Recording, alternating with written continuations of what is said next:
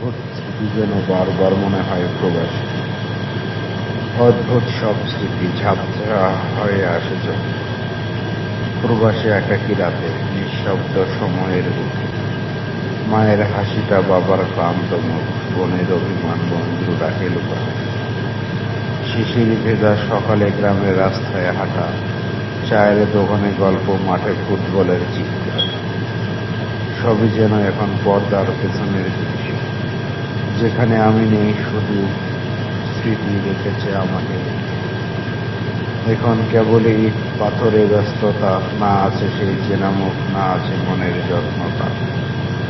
অদ্ভুত লাগে এত স্মৃতি কেন বারবার ফিরে আসে, যেন তারা জানে আমি আজ বড় একা প্রবাসের পাশে। ঘুম ভেঙে চোখে জল, কেউ না দেখুক, তবু বুকের মাঝে বাজে কোলাহল।